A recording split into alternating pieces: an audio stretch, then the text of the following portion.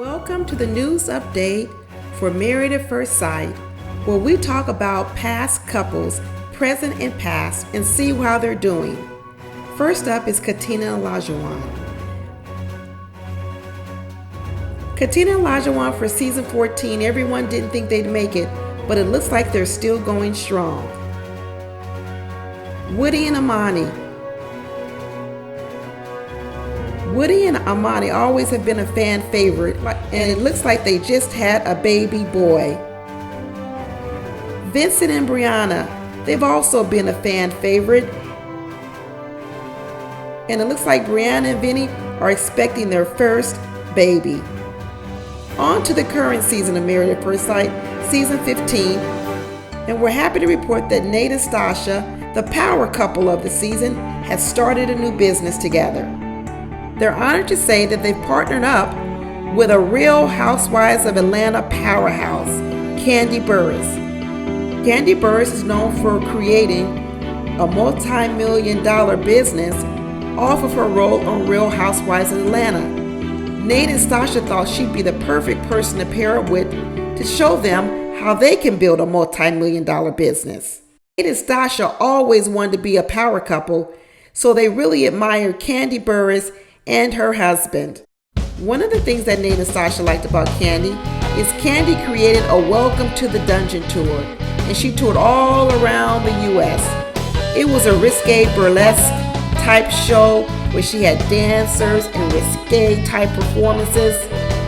Now what Stacia and Nate knew was there was nothing like this in San Diego. San Diego is a sleepy town, small little sleepy town with tourists who normally just come for SeaWorld and the San Diego Zoo and the beautiful ocean.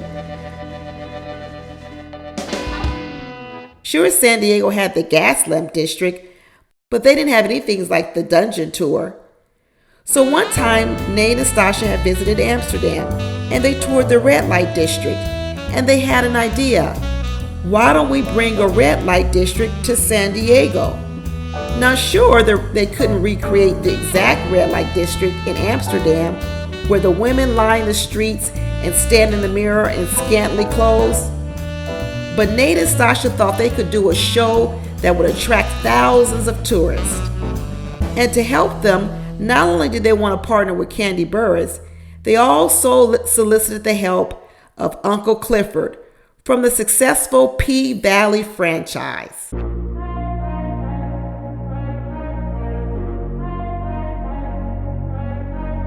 Uncle Clifford had a lot of experience in burlesque shows, so they knew that he would be the perfect person to help them put their show together. To kick it off, Stacia and Nate developed a little promo tape to show Uncle Clifford to see if he'd be interested in working with them.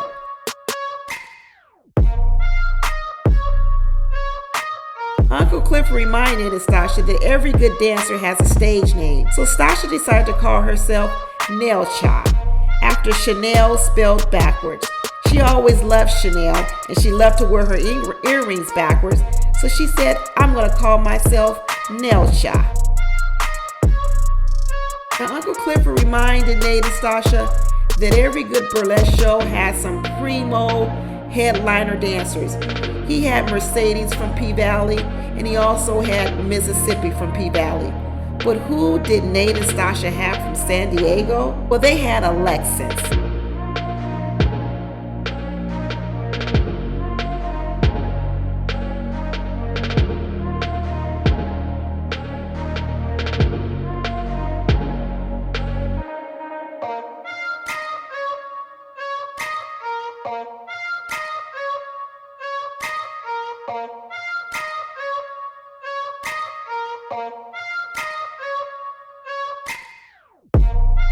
But when Alexis's husband Justin found out she was going to be in a burlesque show, he was upset. Stacia and Nate didn't want the whole program to get shut down, so they brought in Kandi Burruss to try to smooth it over with Nate, and they brought in the psychologist Dr. Pia to try to smooth it over.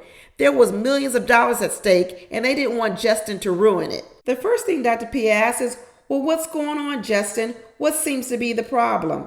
I feel like, in a marriage, there's there's a balance. What I have an issue with is she goes to the club every weekend. Candy was shocked. She had no idea that Alexis was going out every weekend. This every single weekend. And I said, hey, baby, you don't have to stop, but it can be a balance. I look at it as a single lifestyle. The more that Candy listened to Justin explain about Alexis, Candy started realizing she didn't know Alexis at all. Why do you think that you have the desire in this very short amount of time to go out with your friends every weekend, even if it's not every single day? Dr. Pia was asking some good questions and really getting to the heart of the problem. Right now, if I'm being honest and transparent, I feel like this conversation is very inconducive to my mental health. And it's overbearing. And I'm not a fan of it right now because of unrealistic expectations. Please hang up and try again. Why did you get married? He's asking for why is it that every weekend you need to go out with your friends? And I think I'm hearing from you, listen, this is what it's going to be.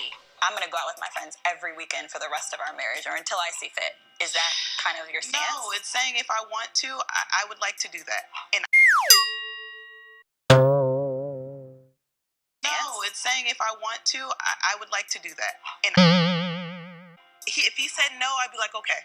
Why ask if you know that that's not what he wants? It's because I didn't know that. That's what I'm saying. He's always until like, this now, you had no until idea. this moment, because this until weekend, now? can I talk? Yeah. Unbelievable. The lies, the lies. Okay, fly on the boat. Okay, fly on the boat. Now we get it. We see everything now. Do you feel you're ready to be married to Justin in particular? I don't know. I don't think so. There it is. This is hopeless. Move on. Just move on. By the time we're reporting this story, we have no idea what's happened to Alexis and Justin. We don't even know if they're still together. But in terms of the club that Nate and Stacia wanted to build and open up, well, it got shut down. All the neighbors and all the community started complaining, saying they didn't want that type of business in their neighborhood. But before he left, Uncle Clifford left Justin with one key advice of all the rules he has for his girls down in the P-Valley. Rule number 24.5, no crying at the pink. He told Justin, don't cry, man, just move on.